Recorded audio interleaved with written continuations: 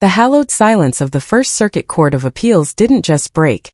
It shattered under the weight of a calculated, institutional execution. Judge Margaret W. Weber sat behind the mahogany bench, her spine a column of unflinching granite, but her fingers gripped the gavel until her knuckles turned the color of ash. Across the well of the court, her own brother, Paul, stood with a smirk that didn't reach his predatory eyes, flanked by a gray-haired official whose very presence signaled the death of due process. "The evidence is incontrovertible, Your Honor," the official declared, his voice booming with a hollow staged authority. "Bribery, racketeering, and the systematic betrayal of this office." Margaret didn't flinch even as the gallery, filled with the very elite she had protected and the family she had served, began to murmur with the sharp, acidic sound of satisfied judgment. "This is a fabrication," she said, her voice a low, steady thrum. "And you know it." But the official was already moving. He ascended the bench, invading her sacred space with the stench of expensive cologne and cheap malice. "You are no longer fit to wear the weight of this country's trust," he hissed, his voice dropping so only she could hear the venom. Before she could command her bailiff, who stood frozen under Paul's warning gaze, the official reached out. With a violent, jagged motion, he grabbed the collar of her black judicial robe. The sound of the zipper catching and then yielding was like a bone snapping in the silence. He ripped the heavy fabric from her shoulders, the silk lining whispering a final protest. The robe, the symbol of her life's work, her integrity and her power, was tossed onto the floor like a discarded rag. Margaret stood exposed in her crisp, ivory-white silk button-down. The contrast was blinding. The delicate, vulnerable white against the dark, predatory suits of the men surrounding her. She felt the sudden chill of the courtroom air hitting her skin, a physical manifestation of her public desecration. In the gallery, the elitist men in corporate suits didn't hide their smirks. They leaned forward to savor the sight of a goddess brought to her knees. Margaret looked at the heap of black fabric at her feet, then up at the smirking face of her brother Paul. Her trembling wasn't from fear. It was the final vibration of a bridge burning to ash. Slow and deliberate, she reached into her pocket and pulled out her personal phone. "That's enough," she whispered into the receiver, her eyes locking onto Paul's. "Seok-jin, come get me." In the quiet, fog-shrouded heights of Songbukdong, far from the serrated marble of the DC courtrooms, Margaret W. Weber was not a judge. She was simply a woman who was loved without condition. The estate was a sanctuary of dark wood and ancient stone, hidden behind high walls that the elite of Seoul knew better than to breach. Here the air didn't smell of old law books and stagnant tradition, but of cedarwood and the sharp, clean scent of the Han River. It was the only place on earth where Margaret could let her shoulders drop, where the unbreakable posture required by the Weber name could finally yield to the soft silk of a hanbok or the warmth of a shared tea. Seok-jin was always there, moving through the shadows of the house with a grace that was as lethal as it was silent. To her family in Virginia, he was a footnote, a boring logistics consultant Margaret had met during a legal conference in Seoul, a man they assumed was as flat and uninteresting as a spreadsheet. Paul had once laughed over Christmas dinner, asking if Seok-jin's greatest thrill was optimizing shipping routes. Margaret had offered a tight, professional smile, her eyes catching Seok-jin's across the table. He had simply sipped his wine, the quiet businessman mask perfectly in place, hiding the fact that the logistics he managed involved the movement of sovereign power and the silent enforcement of the Goryeo Underworld. In Songbukdong, Seok-jin was her anchor. He was the man who would sit with her in the garden as the sun dipped behind the mountains, listening as she recounted the weight of the cases she presided over. He never offered legal advice. Instead, he offered a different kind of certainty. "The law is a cage, Margaret," he had told her once, his thumb tracing the line of her jaw with a tenderness that belied the scars on his knuckles. "It only works if everyone agrees to be trapped by it. But here within these walls, you are the only law that matters." Their life in Korea was a tapestry of secrets. While the world saw a federal judge and her unassuming husband, the servants in the Songbukdong estate moved with the disciplined precision of a private army. They didn't bow to Seok-jin because he paid their wages. They bowed because he was the sovereign of a world that existed beneath the surface of polite society. Margaret had seen glimpses of it, the late-night arrivals of men with hard eyes and sharp suits, the encrypted satellite phones that hummed on the nightstand, The way the city's most powerful CEOs cleared a path when Seok-jin walked into a room. Yet, when they were alone, he was the only person who saw the girl from Virginia who had been taught that her only value was her achievement. He didn't care about her conviction rates or her standing in the First Circuit. To Seok-jin, she was the goddess of Songbukdong, a woman whose peace he would protect at any cost. He had created a world for her where she was never a ghost or an overachiever, but a queen in waiting. As she moved through the serene halls of their Korean home, the memory of her brother Paul's mocking voice felt like a distant, fading echo. She didn't know then that the peace of Songbukdong was the only thing keeping her from burning the Weber legacy to the ground. She only knew that as long as Seok-jin held the door, the world couldn't touch her. To the polished world of the Virginia elite and the federal judiciary, Seok-jin was a shadow that didn't even merit a second glance. When Margaret first brought him to the annual Weber Summer Gala, Paul had dismissed him within seconds of an introduction. To Paul and the rest of their high society circle, Seok-jin was a logistics consultant, a man who spent his days discussing shipping manifests, port clearances, and the mundane optimization of global supply chains. He was the man who blended into the beige walls of corporate lobbies, the quiet husband who held Margaret's coat and stood 2 paces behind her at political fundraisers. Paul had once cornered Margaret in the library, a glass of amber scotch in his hand and a sneer on his face. "Really, Margaret? A clerk?" He had laughed, gesturing toward the garden where Seok-jin stood alone, staring out at the Potomac with a blank, unreadable expression. "You're a federal judge. You could have had a senator or a titan of industry. Instead, you married a man who calculates the most efficient way to move plastic toys across the Pacific." Margaret had simply watched her husband through the window. She saw the way his suit fit with a military precision that went beyond fashion. She saw the way his eyes never stopped moving, scanning the perimeter not like a bored guest, but like a predator measuring the distance to the throat. She knew the truth that Paul's arrogance blinded him to. Seok-jin did indeed deal in logistics, but not the kind found in a textbook. Seok-jin's consultancy was the Goryeo Syndicate's most effective weapon. He moved more than just goods. He moved influence, information, and problems that needed to disappear. His shipping containers didn't just hold electronics. They held the leverage that kept prime ministers in check and silenced rivals before they could even draw a breath. The supply chain he optimized was a global network of shadows that ensured his wife could sit on her bench in D.C., untouched by the filth of the streets. His cover was a masterpiece of lethal boredom.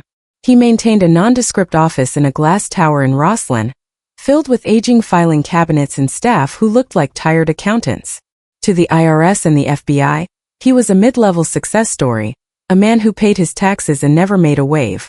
But late at night, when the office lights dimmed, those same accountants were monitoring encrypted frequencies and tracking the movements of rival families across 3 continents. Seok-jin played the role of the submissive, unremarkable husband with a chilling perfection. He allowed Paul to talk over him at dinner. He allowed the official to ignore him in the courtroom hallways. He let them believe he was a man of zero consequence, a soft place for Margaret to land after a hard day of ruling the law. He understood that the greatest power wasn't the one that screamed. It was the one that whispered from the darkness. Every time Paul mocked him, Seok-jin would simply offer a polite, thin-lipped nod. He was a man who knew exactly how many seconds it would take to dismantle the Weber estate, how many calls it would take to erase Paul's bank accounts, and exactly which logistics would be required to dispose of a body without a trace. He was the anchor that kept Margaret grounded, but he was also the shark circling just beneath the surface of her professional life. As he sat in his quiet office, surrounded by the hum of servers and the flickering of global maps, Seok-jin wasn't looking at shipping routes. He was looking at the board, waiting for the moment the world dared to touch the only thing he truly valued. Paul thought he was a clerk. He was about to find out he was the architect of his own disappearance. The Weber family estate in Virginia was a monument to old money and older secrets, a sprawling expanse of cold marble and manicured lawns that seemed designed to make anyone outside their bloodline feel like an intruder. Inside the grand dining hall, the air was thick with the scent of beeswax and the stifling weight of expectation. Margaret sat at the long table, the fine bone china clicking softly under her touch, while her family moved through the space like predators in silk. They occupied a world of marble shadows, where status was the only currency and vulnerability was a sin.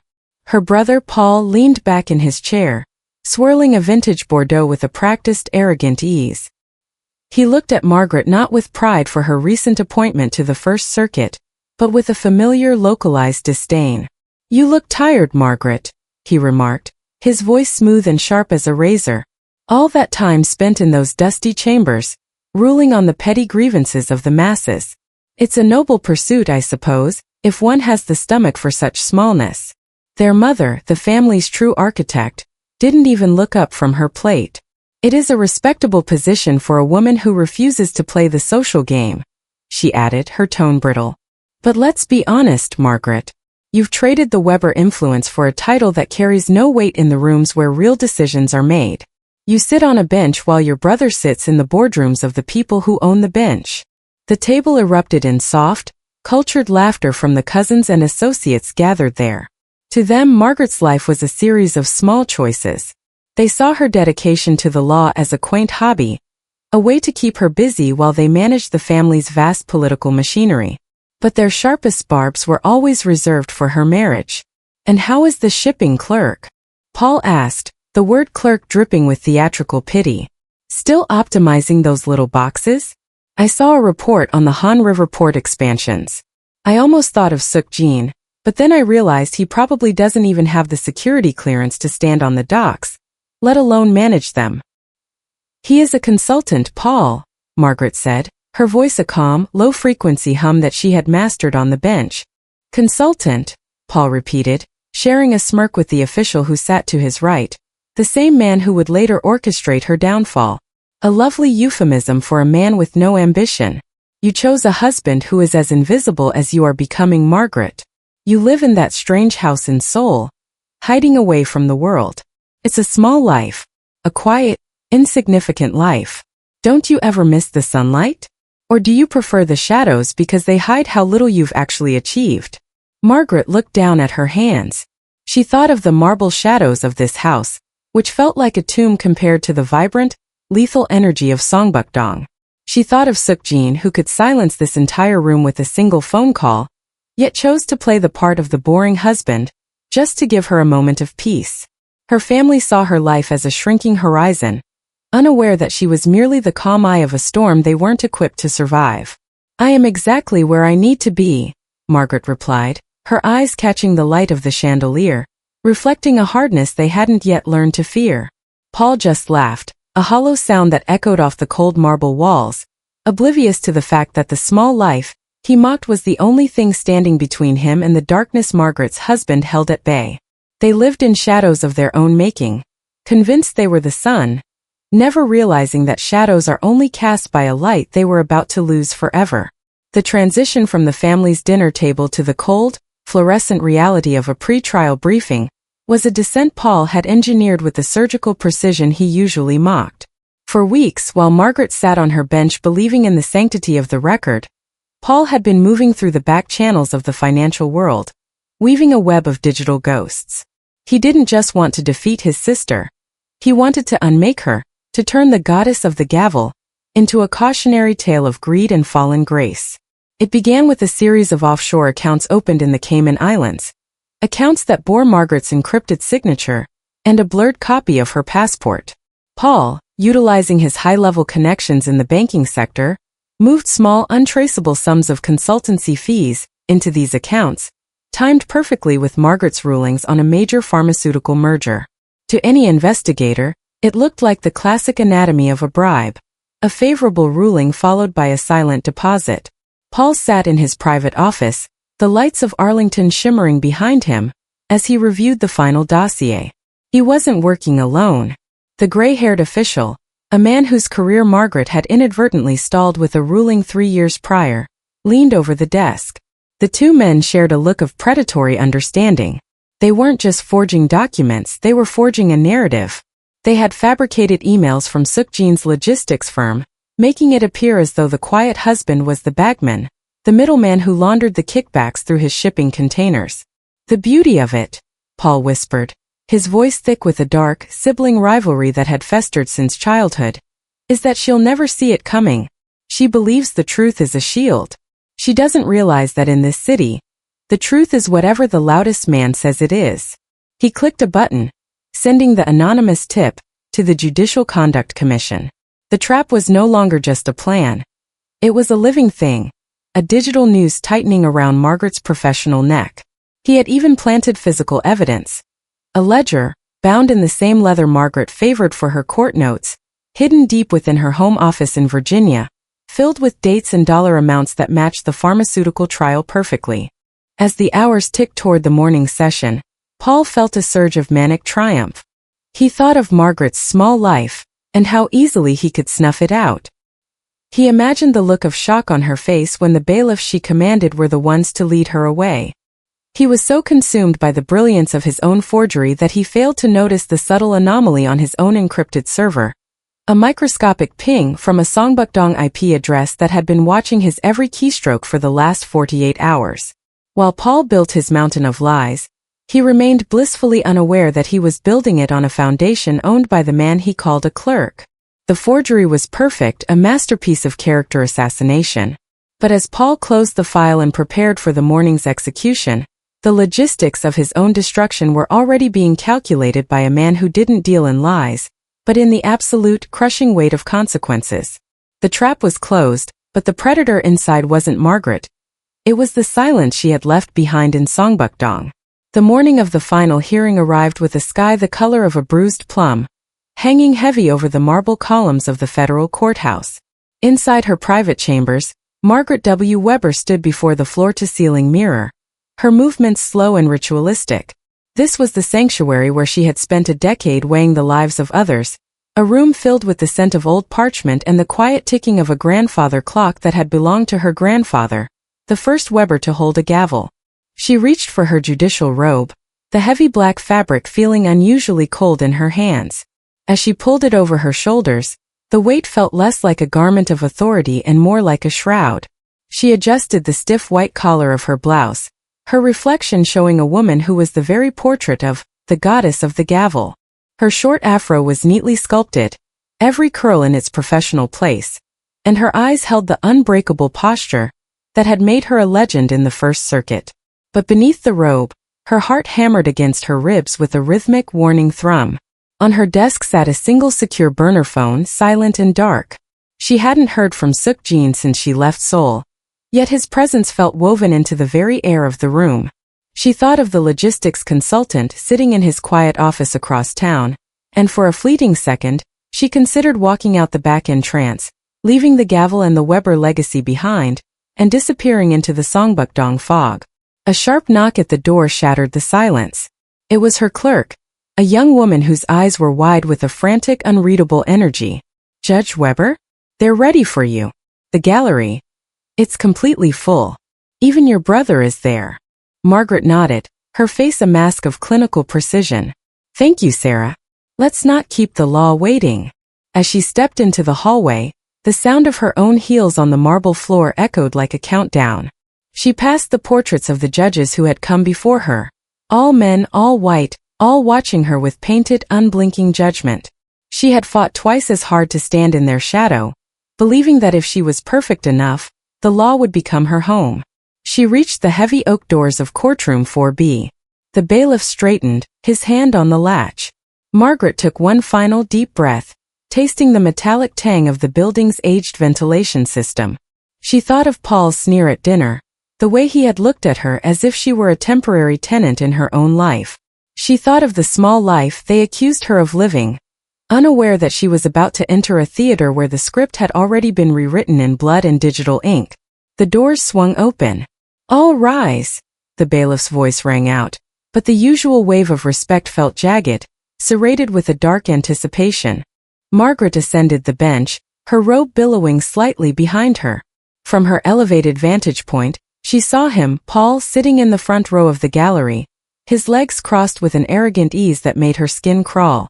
Next to him sat the gray-haired official, clutching a leather briefcase as if it held a holy relic. The air in the courtroom was thick, pressurized by the presence of a dozen elite men in corporate suits, their smirks barely hidden behind polished facades. She settled into her high-back chair and adjusted the microphone. The gavel felt heavy as she lifted it, the dark wood catching the harsh glare of the overhead LEDs. "Order in the court," Margaret said, her voice a calm, low-frequency hum that filled the vast space. She struck the sound block once. Crack. The sound echoed through the chamber like a gunshot. It was the final morning of her life as a judge, the final hour of her belief in the system she had served. She looked down at the bench, seeing not the law, but the shadows closing in. The play had begun, and as she looked into Paul's eyes, Margaret realized that for the first time in her career, she wasn't interested in justice. She was waiting for the fire. The atmosphere in courtroom 4B shifted from expectant to predatory as the official rose, his movements calculated to maximize the drama of the moment. Margaret sat behind the bench, her expression a mask of frozen marble, watching as the man she had once considered a colleague began the systematic dismantling of her soul. This was the discovery. The moment the forgery Paul had meticulously crafted was brought into the light of the law to be used as a garrote. "Your Honor," the official began, his voice dripping with a false, heavy solemnity that filled the high-vaulted chamber. "It is with a profound sense of institutional grief that I must present to this court evidence of a betrayal that shakes the very foundation of our judiciary." He opened his leather briefcase, the click of the brass latches sounding like a hammer cocking in the silence. Paul, sitting in the front row, leaned forward, his eyes bright with a feverish, sibling malice. He wasn't just watching a trial. He was watching his sister's small life be erased in real time. The official approached the clerk with a stack of documents, the Cayman Island bank statements Paul had ghostwritten. "We have discovered a series of offshore accounts linked directly to Judge Weber's private digital signature. These accounts show a disturbing pattern of deposits, hundreds of thousands of dollars, flowing in mere hours after her rulings on the pharmaceutical merger last autumn." A collective gasp rippled through the gallery. Margaret's hands remained flat on the bench, though the ivory silk of her blouse dampened slightly at her spine. She looked at the documents being projected onto the large screens flanking the courtroom. There it was, her signature, her passport photo, and a trail of breadcrumbs that led straight to the heart of her integrity. "Furthermore," the official continued, his voice rising in practiced indignation, "we have evidence that these funds were facilitated by a third party, a logistics firm based in Seoul, managed by the judge's husband Seok-jin. It appears the shipping manifests were a front for moving more than just cargo." The mockery in the room was palpable. The elite men in the gallery exchanged smirks, their silent laughter echoing the disdain Paul had voiced at the dinner table. They were reveling in the fall of the goddess of the Gavel, delighted to find that the woman who held them to such high standards was, in their eyes, just as corruptible as they were. Margaret felt the marble shadows of her family's legacy closing in, cold and suffocating. She looked at Paul, expecting to see a shred of remorse, but found only the cold triumph of a man who had finally proven he was the superior architect. The official discovery wasn't just about money. It was a character assassination designed to strip her of her humanity before they stripped her of her power. "I have also been authorized to present a physical ledger," the official added, producing the leather-bound book Paul had planted in her Virginia home. Recovered from the judge's private residence, containing handwritten notes detailing the bribe schedule. Margaret looked at the book, the same leather she had used for her law school notes, the same ink she preferred. The forgery was perfect. It was a mirror image of her life, distorted into a nightmare. She realized then that the law she had worshipped was being used as the blade to execute her. The official turned to the gallery, his face a mask of righteous fury. "The goddess of precision has proven to be a master of deceit." The weight of the accusation felt like a physical blow, more crushing than any sentence she had ever handed down. She looked down at her hands, the hands of a woman who had never taken a cent she hadn't earned, now being branded as a common thief by the people she shared blood with. The courtroom air felt thin, the light of the LEDs too bright, as the trap Paul had set finally snapped shut. She was no longer a judge. She was a target, and the execution was only just beginning. The silence that followed the official's accusation was absolute, a vacuum that sucked the oxygen from the room. Margaret sat motionless, her gaze fixed on the leather-bound ledger, the final nail in the coffin Paul had built for her. She could feel her brother's eyes on her, a physical pressure of smug triumph. This was the moment he had waited for, the total desecration of the sister who had always stood a head taller than the rest of the family. In light of these findings, the official announced, his voice booming with a terrifying finality, "This court finds you unfit to hold the title of federal judge. You are hereby stripped of your authority, effective immediately." He didn't wait for a rebuttal. He didn't wait for the bailiff. The official stepped up to the bench, invading the space where Margaret had presided with such ironclad integrity. With a sneer, he reached out and grabbed the front of her judicial robe. The sound of the heavy zipper being jerked down was sharp, like the tearing of skin. With an aggressive, disrespectful yank, the official pulled the heavy black fabric from her shoulders. Margaret didn't fight him. She stood as still as a statue, her spine straight as a spear even as her world was dismantled. The robe, the symbol of her sacrifice, her intellect and her life's work, was tossed carelessly onto the mahogany floor. Margaret stood exposed in her ivory-white silk button-down blouse. The contrast was devastating. The pure, vulnerable white against the dark, predatory suits of the men in the gallery. Paul let out a soft, audible chuckle that carried through the quiet room. To him, she was no longer the goddess of the gavel. She was just a woman in a blouse, a disgraced sister he had finally broken. "You're done, Margaret," Paul mouthed from the front row. His face twisted into a grin of pure malice. "Go back to your little clerk. If he can even afford to keep you now." The elite men in the gallery began to whisper, their smirks turning into open looks of mockery. The marble shadows of her family's legacy felt like they were finally swallowing her whole. Margaret looked down at the robe lying in a heap on the floor. A single tear threatened to fall, but she caught it, turning the grief into a cold, white-hot coal of defiance. She realized then that the system she had served was not a shield, it was a cage. And her family hadn't just attacked her, they had declared war on the one man they should have feared. With a slow, deliberate movement, Margaret reached into the pocket of her trousers and pulled out the secure phone Seok-jin had given her. The courtroom watched, confused, as the disgraced woman ignored the official and the bailiff. She didn't look at the bench. She looked at Paul. She swiped the screen. The call connected instantly, as if he had been waiting for the exact microsecond she needed him. "That's enough," Margaret whispered. Her voice no longer a judge's command, but a sovereign's decree. "They took the robe, Seok-jin. They've taken everything. Come get me." She ended the call and tucked the phone away. The official stepped forward to grab her arm, but Margaret looked at him with eyes like flint. "I wouldn't touch me if I were you," she said, her voice dropping to a dangerous, icy frequency. "The law is no longer protecting you from what's coming." In the front row, Paul's smirk wavered for a fraction of a second. He looked at the closed courtroom doors, then back at his sister. He didn't know yet that the logistics consultant was already moving. He didn't know that the tactical forces were already circling the building. Margaret stood in her white silk, a goddess stripped of her temple, waiting for the shadows to arrive and burn the house of Weber to the ground. The heavy, double-oak doors of courtroom 4B didn't just close. They seemed to seal, the locks engaging with a heavy metallic thud that resonated through the floorboards. For a heartbeat, the room remained under the harsh, artificial glare of the federal lights. But then the air began to hum. It was a low-frequency vibration, the kind that makes the hair on the back of one's neck stand up, the sound of a digital blackout. Paul, still wearing his look of triumphant cruelty, reached for his iPad to check the livestream metrics of Margaret's downfall. His brow furrowed. The screen was a wall of static. He reached for his smartphone, but the signal bars plummeted to zero before the device turned into a useless slab of glass in his hand. Around the room, the elite observers began to murmur, the frantic clicking of buttons creating a frantic percussion. "What is this?" the official demanded, his voice cracking as he looked up at the ceiling. Bailiff checked the power. But the power was already leaving them. One by one, the high-intensity LEDs flickered and died, plunged into a sudden, suffocating darkness.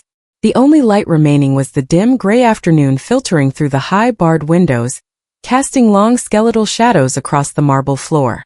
In that gloom, Margaret stood behind the bench, her ivory silk blouse glowing like a ghost in the ruins of a temple. She didn't look afraid. She looked like she was finally breathing. "The server is down," someone shouted from the back. "Everything is encrypted. I can't get a dial tone." Paul stood up, his chair scraping harshly against the wood. "Margaret, what did you do?" he hissed, his voice echoing in the dead air. You think a little technical glitch is going to save you? We have the documents. We have the ledger. Margaret didn't answer. She simply watched the doors. Outside, the silence of the courthouse was being replaced by a rhythmic, heavy thumping. The sound of boots moving in perfect, terrifying unison. The signal jammers weren't just killing the phones. They were an electronic shroud, severing the courthouse from the rest of the world. The First Circuit had become an island, and the man who owned the sea was knocking. Suddenly, the courtroom's digital monitors, the ones that had just been displaying Margaret's forged crimes, blinked back to life. But they weren't showing the Cayman accounts anymore. They were showing a live feed of the courthouse perimeter. 12 black armored SUVs had swerved onto the sidewalk, blocking every exit. Men in tailored black suits and tactical gear were spilling out, moving with a clinical lethal efficiency that made the building's security guards drop their weapons in sheer instinctive terror. The official backed away from the bench, his hands shaking as he pointed at the screens. Who are they? That's not the marshals. That's private military. Paul's face went a ghostly shade of translucent gray. He recognized the symbol on the side of the lead vehicle, a stylized tiger entwined with a blade. It was the mark of the Goryeo Syndicate. He looked at Margaret, his mouth hanging open as the realization began to claw at his throat. The boring logistics consultant hadn't just come to pick up his wife. He had initiated a hostile takeover of the federal government's jurisdiction. The air in the room grew cold, the scent of ozone from the jamming equipment filling the lungs of every person present. Margaret stepped down from the bench, walking past the discarded black robe without a second glance. She walked toward the well of the court, her heels clicking a steady, merciless rhythm on the marble. "The signal is gone, Paul," Margaret said, her voice a calm, dark velvet that cut through the panic. "The world can't see you anymore. And more importantly, they can't hear you scream." At that moment, the heavy oak doors groaned. The steel hinges screamed as they were forced open from the outside. The light from the hallway flooded in, silhouettes of armed men framing a single figure in an all-black suit. Seok-jin had arrived, and the marble shadows of the Weber family were about to be consumed by a very real, very permanent darkness. The heavy oak doors of courtroom 4B didn't just open, they were violently breached, the hinges screaming as they were forced past their limits. The dim gray light of the hallway flooded the darkened chamber, and through the haze of the electronic jamming, the armored wolves made their entrance. They moved with a synchronized, terrifying fluidity that made the court's usual security look like children playing at war. 12 men in tailored obsidian black tactical suits fanned out, their faces obscured by matte black ballistic masks, their movements silent save for the rhythmic metallic click of their gear. They didn't shout commands, they simply took space, moving with a predatory grace that signaled the total annexation of the federal territory. In the center of the phalanx stood Seok-jin. He looked exactly as he always did, perfectly composed, his Korean side part undisturbed, his all-black suit sharp enough to draw blood. But the boring mask of the logistics consultant had been discarded, replaced by the lethal, clinical gaze of a sovereign. He didn't look like a man who had come to argue. He looked like a man who had come to collect a debt. Paul, trembling so violently his teeth rattled, retreated toward the back of the gallery. "You can't do this," he shrieked, his voice cracking in the tomb-like silence of the room. "This is a United States federal court. You're a clerk. You're nobody." Seok-jin didn't even grant Paul the courtesy of a glance. He walked down the center aisle, the armored wolves parting for him like a dark tide. He stopped at the edge of the well, his eyes locking onto Margaret. In the dim light, her ivory silk blouse was the only source of radiance left in the room, a beacon of defiance amidst the ruin of her career. "The logistics for your departure have been finalized, Margaret," Seok-jin said, his voice a soothing, dark velvet that somehow carried over the hum of the signal jammers. He reached down and picked up the judicial robe the official had thrown on the floor. He didn't handle it with reverence. He handled it like a soiled rag. He handed it to one of his men, who took it with a gloved hand and immediately shredded it, the sound of tearing silk echoing like a death knell. "Who are you?" the official stammered, clutching his leather briefcase to his chest as if it could protect him. "I'll have the National Guard here in minutes." "You have no signal, no power, and no jurisdiction," Seok-jin replied, finally turning his gaze toward the man. It was a cold, clinical look that seemed to weigh the official's life and find it wanting. You stripped my wife of her robe because you thought she was alone. You thought her small life had no teeth. One of the armored wolves stepped forward, holding a sleek silver tablet. With a single tap, the courtroom's projection screens flared to life again. But the images were no longer the static-filled forgeries Paul had created. They were high-definition, live feeds from every corner of the Weber estate, every offshore server Paul had used, and every private conversation the official had ever recorded. I am the man who moves the world while you are sleeping, Seok-jin continued, his voice dropping to an icy lethal frequency. And you have made the mistake of touching the only thing in this world I truly value. Margaret stepped toward him, leaving the bench behind forever. She didn't look back at the gavel or the law books. She looked at the man who had turned a federal courthouse into a fortress for her sake. The armored wolves stood like statues, their presence a silent promise of the violence they were capable of. Paul collapsed into a gallery chair, his face a mask of absolute, paralyzing terror as he realized that the clerk he had mocked wasn't just an underdog. He was the apex predator. The Goryeo Syndicate hadn't just arrived at the courthouse. They had ended the world as the Webers knew it. The heavy silence of the courtroom was no longer the silence of the law. It was the silence of an occupied territory. Seok-jin stood in the center of the well, his presence so absolute that the high-backed judicial chair behind Margaret seemed like a child's toy in comparison. He didn't look at the official, who was now backed against the marble wall, nor did he look at the gallery of elite men who had suddenly realized their expensive suits offered no protection against men with tactical masks. His eyes were only for Margaret. He stepped toward her, his movements fluid and predatory, and from within the folds of his black coat, he produced a garment that made the room's collective breath hitch. It wasn't a judicial robe. It was a floor-length coat of midnight silk, lined with silver thread that traced the intricate, ancient patterns of the Goryeo dynasty. It was the mantle of a matriarch, a garment that carried the weight of an empire far older and far more lethal than the one that had just betrayed her. With a tenderness that felt more dangerous than his men's rifles, Seok-jin draped the silk over Margaret's ivory shoulders. He leaned in, his voice a low, dark velvet that echoed in the dead air. You spent 30 years trying to be a goddess in a temple built by your enemies, he whispered. Today you stop being their servant. You start being my sovereign. He turned then, finally addressing the gallery. The quiet businessman was gone. In his place stood the sovereign of the Goryeo Syndicate, a man who moved the very foundations of the world Paul thought he understood. You all looked at her and saw a black federal judge you could bully with forgeries and shadows, Seok-jin said, his voice dropping to a clinical lethal frequency. He gestured to the screens which were now flickering with the true dossiers of everyone in the room.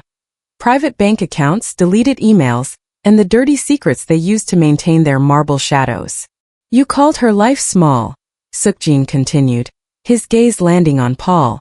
Paul was hyperventilating, his face a translucent shade of gray as he stared at the screen displaying his own private communications with the official. You thought she was married to a clerk. But in Seoul, my wife doesn't ask for permission. She doesn't wait for a gavel to grant her justice. She is the law of the Goryeo bloodline.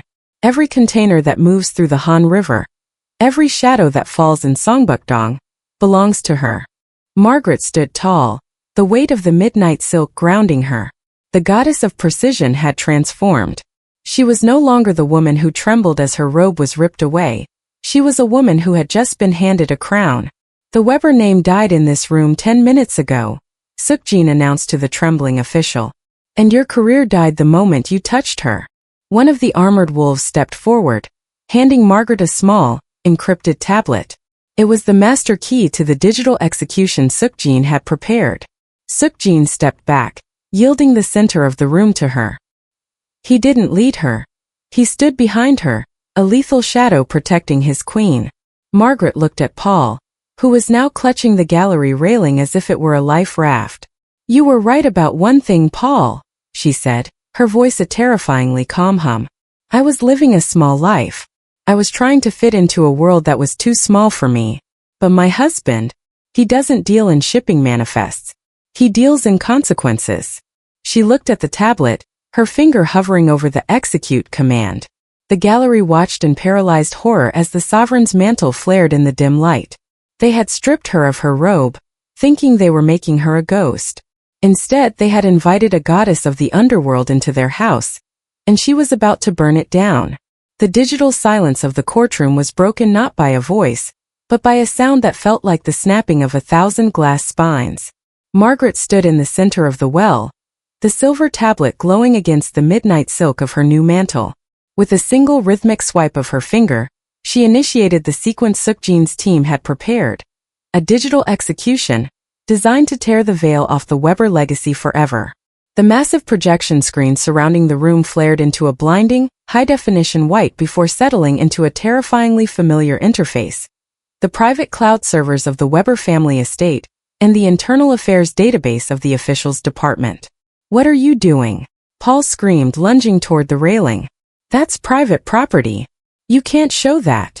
"The law doesn't exist in the dark, Paul," Margaret said, her voice a low, lethal hum. "You taught me that this morning when you brought your forgeries into the light. Now let's see the truth." On the screens, the narrative shifted with violent speed. The forged Cayman accounts Paul had created were suddenly overlaid with the real-time logs of the server they were built on. The metadata didn't lie. It showed the IP address of Paul's private study, the timestamps of his midnight edits, and the encrypted messages between him and the official as they coordinated the bribery schedule. But it didn't stop there. The execution expanded, bleeding into the wider world. Across the globe, from the news tickers in Times Square to the financial terminals in London, and the smart TVs in every elite household in Virginia, the marble shadows were being burned away. The screens displayed the secret ledgers of the official, showing decades of kickbacks from the very corporate sharks currently sitting in the gallery. It showed the Weber family's true logistics, the illegal land grabs, the suppressed witness testimonies, and the systemic rot they had used to maintain their status. The elite men in the gallery weren't smirking anymore. They were shielding their faces, realization dawning that their names, their accounts, and their darkest conversations were being broadcast to every major news outlet in the Western world. The signal jammers had lifted, but only for outgoing data, specifically the data of their destruction. Paul collapsed to his knees, his hands clutching his head as he watched his own voice, recorded in a hidden Songbukdong file, bragging about how easily he would break the judge.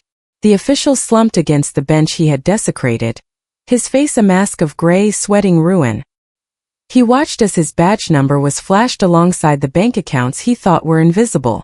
"You called me a ghost, Paul," Margaret said, stepping closer to the railing, her ivory silk blouse a stark contrast to the digital fire behind her. "You thought I was small because I played by the rules. But my husband, he doesn't play. He records. He optimizes. And today he optimized your ending." Seok-jin stood behind her, his hands clasped behind his back, watching the digital slaughter with the clinical detachment of a man checking a shipping manifest. He didn't need to lift a finger. The truth, unleashed with the precision of a surgeon's blade, was doing the work for him. The courtroom was no longer a place of law. It was a crime scene where the hunters had become the hunted. As the final data packet was sent, sealing the indictments that would follow within the hour, Margaret looked at the screen one last time. The Weber name was trending globally, synonymous with corruption and fall. The digital execution was complete. Paul looked up at her, his eyes pleading, but he found no goddess of mercy. He found only the matriarch of the Goryeo, a woman who had finally learned that some fires are meant to be started. The digital screens in courtroom 4B finally flickered to black, leaving the space in a heavy tomb-like stillness. The air, once pressurized by the weight of systemic corruption and Paul's frantic ambition, was now thin and cold. Margaret stood at the center of the ruin, her gaze moving one last time over the figures she had once called family. Paul was a collapsed heap on the floor, his hands still clawing at a phone that would never again connect him to his world of influence. The official sat slumped against the bench, a hollow shell of a man who had realized too late that he had tried to cage a storm. Seok-jin stepped forward, his hand coming to rest lightly on the small of Margaret's back. It wasn't a gesture of ownership, but of absolute alignment. "The perimeter is secure," he whispered, his voice a soothing dark velvet that signaled the end of the war. "The world is watching the fall of the Webers, but they will not see you walk away." You have become the ghost they always wanted you to be. Margaret didn't look at the bench she had spent a decade defending. She didn't look at the discarded black robe that lay like a dead skin on the marble. She turned her back on the First Circuit, her midnight silk mantle sweeping across the floor with a rhythmic, predatory hiss. As she walked toward the doors, the armored wolves transitioned from an occupying force into a royal escort, their boots striking the floor in a synchronized thunder that echoed through the hallowed halls. They emerged from the courthouse into a world that was already changing. The streets were lined with black SUVs, their engines humming a low mechanical growl. The police and federal marshals stood at the edge of the sidewalk, their weapons lowered, their eyes wide with the realization that the man in the all-black suit possessed a jurisdiction they couldn't touch. The rain had begun to fall, a clean, sharp drizzle that washed the scent of the courtroom from Margaret's skin. At the door of the lead vehicle, Seok-jin stopped and looked at her. For the first time that day, the lethal coldness in his eyes softened into something profound. "You will never have to shrink yourself again, Margaret," he promised. "In Seoul, you don't need a gavel to be heard. You are the sovereign. Your word is the only law that matters." Margaret settled into the plush leather of the cabin, the heavy door closing with a sound of finality that felt like the snapping of a billion chains.